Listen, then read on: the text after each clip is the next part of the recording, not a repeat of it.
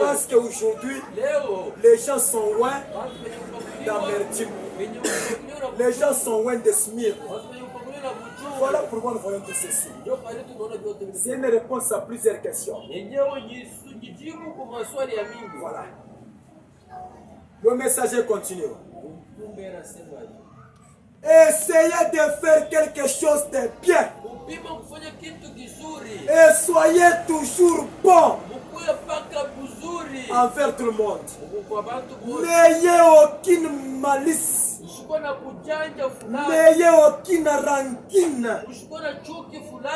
Ne laissez jamais entrer une racine d'amertume dans votre cœur. Quel que soit mauvais soit la personne, quel que soit le mal qu'elle a dit à votre sujet, n'ayez jamais de mauvaises pensées dans votre cœur contre elle.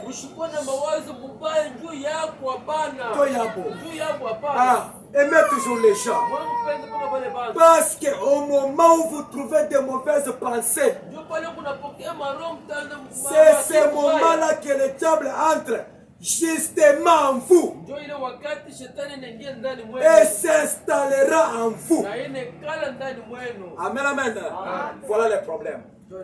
Même si on vous a critiqué, même si on a fait de vous comment, n'ayez jamais de mauvaises pensées. N'ayez jamais la rancune contre quelqu'un. Aimez toujours les gens. N'aimez pas seulement ceux qui vous aiment. Parce que même n'importe qui, même un païen, si tu lui fais le bien, il peut te faire aussi le bien. Mais nous les chrétiens, nous sommes capables et nous sommes censés d'aimer même ceux qui nous haïssent. C'est ce que Jésus nous a dit. Nous ne pouvons pas garder la rancune contre quelqu'un. Peu importe ce qu'ils ont fait, peu importe ce qu'ils ont parlé, n'occasionnez pas au diable d'entrer dans nos âmes pour s'installer. Mais laissons toujours la maison propre. Nettoyons toujours nos cœurs par la repentance, afin que la douce colombe de Dieu puisse descendre et y habiter. Le messager dit, si vous êtes déjà retrouvés avec l'amertume dans votre cœur, ça vous demande un travail de changer votre nature. Et le changement de nature, c'est la repentance. Il dit confessez tout. Confessez tout. Dites à Dieu que vous êtes méchant. Dites à Dieu que vous ne supportez pas les autres. Dites à Dieu que vous manquez l'amour. Dites à Dieu que vous volez encore. Il n'est pas question de ce que vous allez faire. Vous faites seulement le premier pas qui doit montrer à Dieu que vous refusez cette nature-là. Et Dieu s'occupera du reste. Amen, amen. Réparez tout. Et faites toujours le bien envers ceux qui vous font du mal. Amen, amen. Dieu ne peut pas venir te saisir là-bas et commencer à te dire que marche, marche. Non, non. Ou bien laisse le péché, laisse le péché.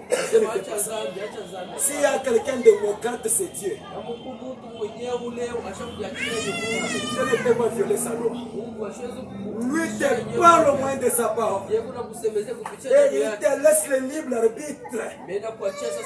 Soit de faire ce que la parole te dit, soit de refuser Mais quand même tu meurs avec ta condamnation. Amen, amen.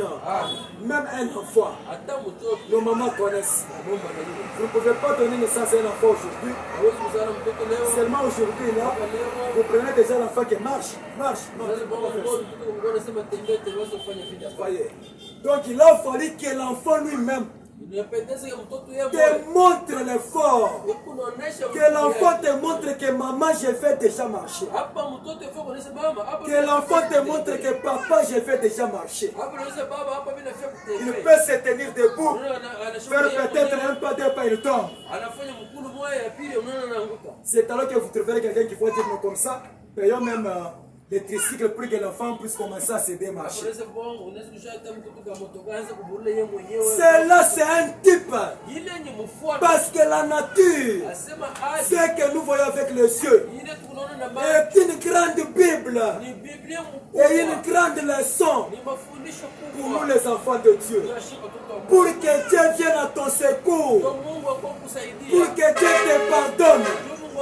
Il doit d'abord manifester les soucis, de confesser, de réparer, de confesser, de te repentir dans ce que tu avais fait, dans les vols, dans les mensonges, dans les injures, les paroles blessantes, dans les racines d'amertume. Tu confesses sincèrement, tu te repens devant Dieu. Lui-même voit que tu as fait le premier pas. Il voit que tu fais l'effort d'abandonner. Il voit que tu n'aimes pas encore cette nature-là. Il voit que tu veux changer de nature. C'est alors qu'il peut descendre, prendre le sang de Jésus, te laver pour ôter chaque péché. Amen, amen. Aussi longtemps que tu ne manifestes pas ça, lui est un démocrate. Il ne peut pas te forcer. Même pour entrer dans ton corps, dans ton cœur. La Bible dit qu'il toque. Si tu ne veux pas ouvrir, il ne peut pas te forcer. C'est comme ça avec Dieu. Un véritable démocrate. C'est le diable qui est violent. Toi tu trompes, allez, lui force l'âme. Lui n'est pas démocrate. Mais Dieu, il toque. Comment il toque? Au moyen de sa parole. Comme il te parle là, tu vois ce que tu avais fait et ce que la parole te dit. Mon frère, ma soeur, ne résiste pas. Peut-être cette occasion, tu ne la trouveras pas encore. Demain ne t'appartient pas. Demain appartient à Dieu. Tu dois travailler aujourd'hui. Parce que c'est aujourd'hui que Dieu t'a fait grâce d'avoir encore le souffle de vie et de croiser ce message-là. Le diable t'a trompé. Il a fait de toi sa poubelle. Là où il peut mettre les déchets, les mensonges, les injures et autre chose. Mais ce n'est pas dans cet objectif que Dieu t'a placé sur cette terre. Il ne t'a pas placé sur la terre pour être une racine d'amertume.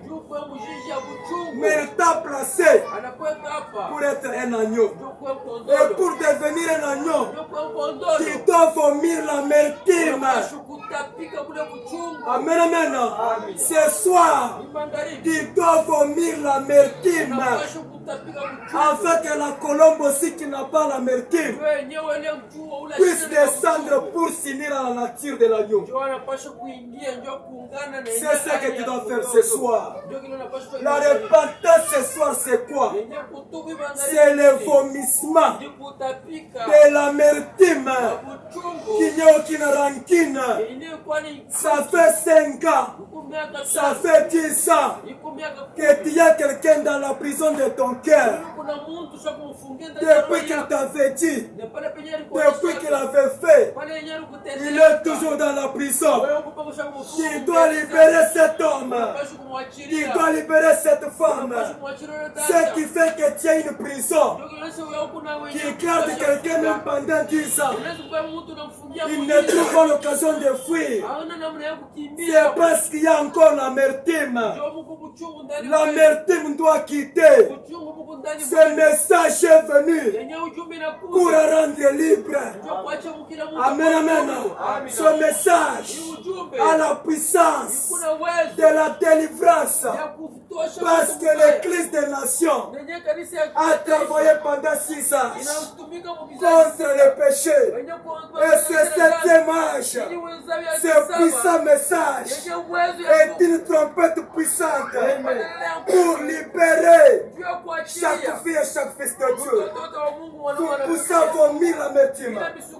Pour pousser à libérer les enfants de Dieu qui sont morts dans cette prison. Amen, amen. C'est ce que nous allons faire ce soir. Avec nos têtes inclinées et nos yeux fermés. Mon frère, ma soeur, inclinons les têtes. Fermons les yeux.